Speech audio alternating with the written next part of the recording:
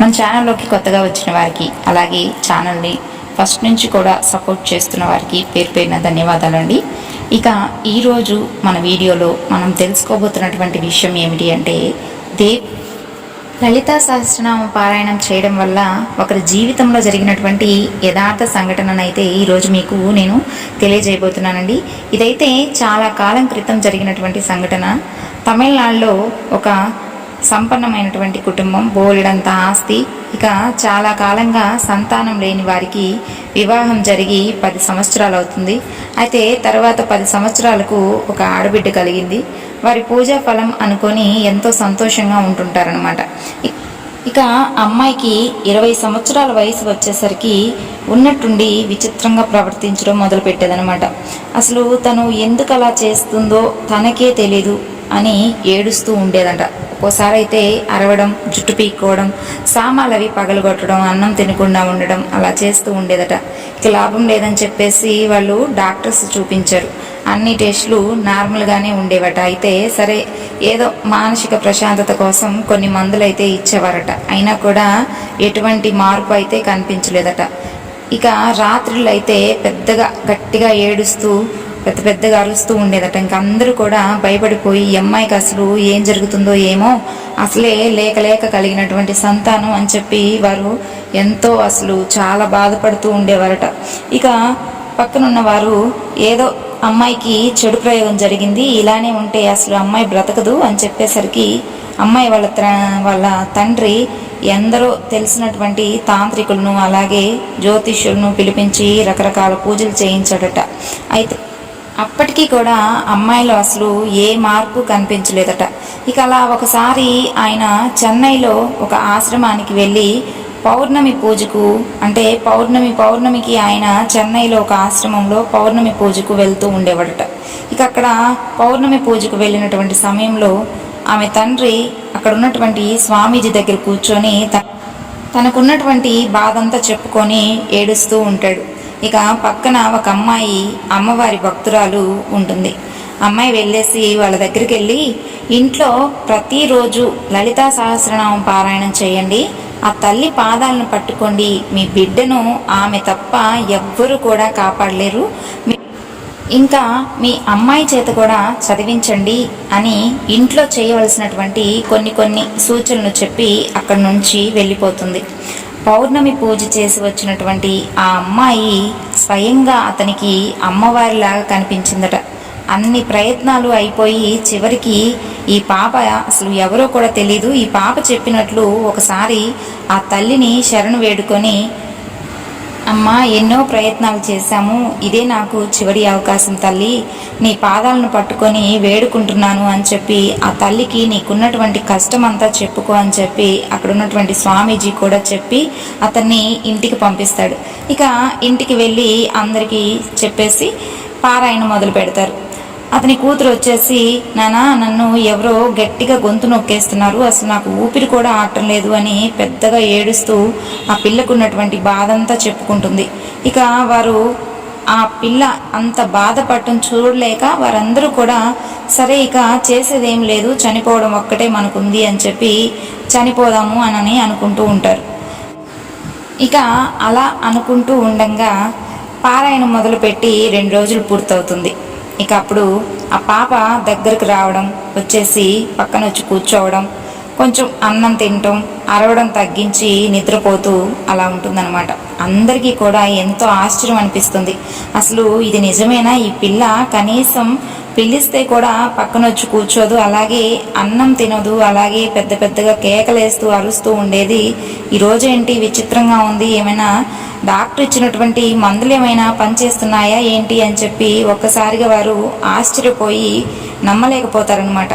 ఇక భార్యాభర్తలు ఇద్దరు కలిసి రోజుకి 9 సార్లు ఇంట్లో పారాయణ చేయడం మొదలుపెట్టారనమాట. అయితే అమ్మాయి పరిస్థితి మాత్రం పూర్తిగా మెరుగుపడలేదు. కానీ తను మామూలుగా ఉన్నప్పుడు మాత్రం, నేను కూడా పారాయణ చేస్తాను నాన్నగారు, వింటుంటే నాకెంతో హాయిగా ఉంది అని చెప్పేసి అమ్మాయి అనేసరికి ఆమె తల్లిదండ్రులు ఎంతో ఏడుస్తారనమాట. అసలు ఇంత ప్రశాంతంగా మాతో మాట్లాడి ఎన్ని రోజులైందో, అంతేకాకుండా అమ్మవారి యొక్క ఈ లలితా సహస్రనామం పారాయణ వింటుంటే ఎంతో మనసు ప్రశాంతంగా ఉంటుంది నాన్న అని చెప్పి అంటుంది. అనని అమ్మాయిలో వచ్చినటువంటి ఆ మార్పుకి వారు ఎంతో బాధగా అలాగే సంతోషంగా ఇన్ని రోజులకు నా బిడ్డ ఇలా అయ్యింది అని చెప్పేసి వారు ఎంతగానో సంతోషిస్తారనమాట. ఇక ఆ పిల్ల రోజు కూడా ఎవరో కొడుతున్నారు చంపేస్తున్నారు అని భయంతో అల్లాడిపోతుంటే వాళ్ళు అసలు ఏడవని రోజంటూ ఉండేది కదట. తను ఇంకా ఎలాగోలాగా లలిత పారాయణం అమ్మాయి కూడా మొదలుపెట్టింది. కానీ ఒక 10 వాక్యాలు కూడా చదవలేకపోయేదట. ఎవరో గొంతు నొక్కేస్తున్నట్లుగా బాధగా అలా అనిపించేదట. ఇక తనలో కాస్త మార్పు వస్తుంది అని చెప్పేసి ఆశ్రమానికి తెలియజేశారట. ఎవరు? వాళ్ళ తండ్రి గారు స్వామీజీ గారికి. ఎప్పుడు అతను ఆశ్రమానికి పోతుంటాడు కదా, ఆ ఆశ్రమానికి పాపలో కొంచెం అయితే మార్పు వచ్చింది స్వామి అని చెప్పేసి అక్కడ ఉన్న వారికి తెలియజేశారట. ఇక ఆ పాప తండ్రి రోజు ఉదయం సూర్యుడు ఎదురుగా నిలబడి లలితా పారాయణం చేయడం మొదలు పెట్టేవాడట. తన కూతురు కష్టం తలుచుకొని నిగ్రహించుకోలేని బాధతో ఏడుస్తూ పారాయణం చేస్తూ ఉండేవాడట. ఆ తల్లి జగన్మాత వారి బాధను చూసి కరిగిపోయిందో ఏమో కానీ అమ్మాయికి మందులు కూడా పనిచేస్తున్నాయి. అలాగే రాత్రుల్లో అరవడం ఏడవడం, ఎవరో చంపుతున్నారు అలాంటి మాటలన్నీ కూడా అనడం తగ్గించేసి నిదానంగా పారాయణం చేయడం మొదలుపెట్టింది. అమ్మాయి ఒక్కసారి చదవడానికి ఒక రోజంతా సమయం పట్టేదట. అలా ఆ పిల్ల ప్రతిరోజు రోజుకి 9 సార్లు పారాయణం చేయగలిగే అంత స్థితికి వచ్చిందట. తన స్నేహితులను కూడా గుర్తుపడుతూ ఇంట్లో ఉదయం నుండి సాయంత్రం వరకు ఎవరో ఒకరు, ఆ ఇంట్లో ఎవరో ఒకరైతే నిత్యం పారాయణం చేస్తూ ఉండేవారట. లేదా ఆడియో అయినా సరే పెట్టుకొని వినేవారట. ఇక 2 నెలలు అయిపోయింది. 2 నెలల తర్వాత ఆ అమ్మాయి పూర్తిగా కోలుకుందట. ఇక అప్పటి నుంచి ఆ అమ్మాయి వాళ్ళ తండ్రి అమ్మవారికి అలాగే అమ్మవారి పూజ ఎప్పుడు కూడా మానేవారు కదట. పౌర్ణమి, అష్టమి, నవమి రోజుల్లో విశేషంగా పూజలు, అన్నదానం చేయించేవారట. చండీ యాగం కూడా చేయిస్తూ ఉండేవారట.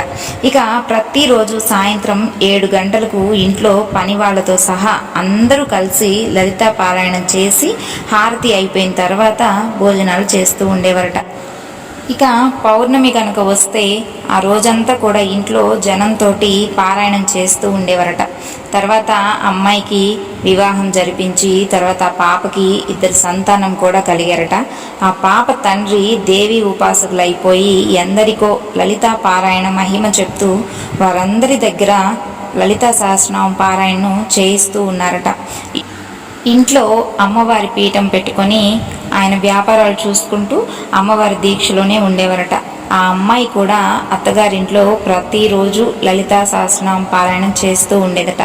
ఆ పదాలు పదే పదే పలకడం వల్ల అంత పెద్ద కష్టం నుంచి ఆ కుటుంబం మొత్తం కూడా చనిపోదాము అని చెప్పేసి అనుకున్న వారు వారికి ఉన్నటువంటి కష్టం నుంచి అలాగే ఆ పాపకున్నటువంటి ఆ పాప పడేటటువంటి ఆ నరకప్రాయమైనటువంటి జీవితం నుండి అమ్మవారు వారందరినీ కూడా బయటపడవేసింది.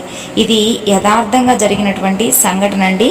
ఎంతోమంది ఎన్నో ప్రయోగం చేశాము, పరిహారాలు చేశాము, అలాగే పూజలు చేశాము, అయినా కూడా మాకు ఎలాంటి మార్పు కనిపించడం లేదు. అలాగే అసలు మా జీవితంలో అసలు మేము అనుకున్నటువంటి ఏది కూడా ముందుకు పోవడం లేదు. అలాగే మా సమస్యలు కానీ ఏవి కూడా తొలగిపోవడం లేదు అనుకొని బాధపడుతూ ఉండేవారు ఎంతోమంది ఉంటారు. సో అలాంటి వారందరికీ కూడా నేను ఇచ్చేటటువంటి సలహా ఏమిటి అంటే లలితా సహస్రనామం పారాయణం చేయండి. అమ్మవారు దుష్ట సంహారం చేయడానికి అన్ని అవతారాలు ఎత్తిన తల్లి కాబట్టి మీ కష్టం తీర్చకుండా ఉండదు కదా. కాబట్టి నమ్ముకుంటే, నమ్మకం ఉంటే ఇంతకన్నా కూడా గొప్ప పరిష్కారం అయితే లేదు మీకు. అలాగే మే 5 పౌర్ణమి శుక్రవారం అమ్మవారికి ఇష్టమైనటువంటి రోజు, అలాగే అమ్మవారికి ఇష్టమైనటువంటి తిథి. ఈ 2 కలిపి వచ్చినప్పుడు మనం ఆ అవకాశాన్ని సద్వినియోగం చేసుకోవాలి. కాబట్టి మే 5న ఏం చేయాలి, అమ్మవారి పారాయణ ఎలా చేయాలి అనేటటువంటి విషయాన్ని మరొక చక్కని వీడియోలో తెలియజేస్తాను. సో తప్పకుండా ఆ రోజు నుంచి ఎవరైనా లలితా సహస్రనామం పారాయణం మొదలు పెట్టాలి అనుకునేవారు మే 5 నుండి మొదలు పెట్టండి. అద్భుతమైనటువంటి రోజు, అలాగే అమ్మవారి అనుగ్రహం కూడా మీపై ఎప్పుడు ఉంటుంది. ఒకసారి మొదలు పెట్టండి. మీరు అసలు మీకు మీరే ఆ రోజు శుక్రవారం నేనైతే ప్రతిరోజు కూడా చేయనండి. శుక్రవారం రోజు మాత్రం తప్పకుండా లలితా సహస్రనామ పారాయణ మాత్రం చేస్తాను. అంటే ప్రతిరోజు కూడా నాకు సమయం ఉండదు కాబట్టి నేను శుక్రవారం రోజు మాత్రం తప్పకుండా చేస్తాను. అలాగే పౌర్ణమి రోజు కొన్ని విధి విధానాలతోటి అమ్మవారికి అయితే పూజ చేసుకుంటాను.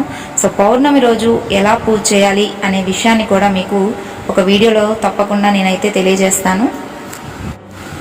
శ్రీమాత్రే నమః. సర్వే జనా సుఖినో భవంతు.